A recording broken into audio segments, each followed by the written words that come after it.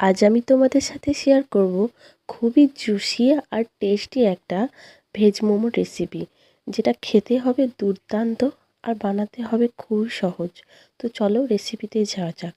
আমি এখানে ভেজ মোমো বানানোর জন্য নিয়েছি বাঁধাকপিটাকে গ্রেট করে নিয়েছি। তারপর নিয়েছি গ্রেট করা গাজর।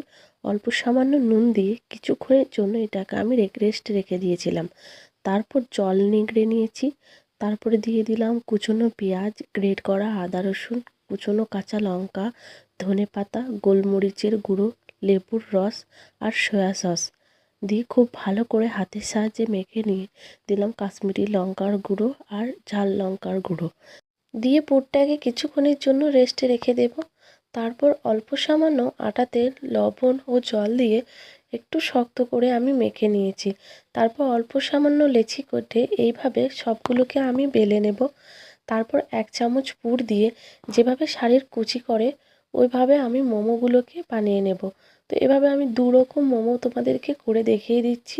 তোমরা আরও কত রকম শেপ বানিয়ে নিতে পারো। তারপর একটা পাত্রে গরম জল হতে দিয়েছি।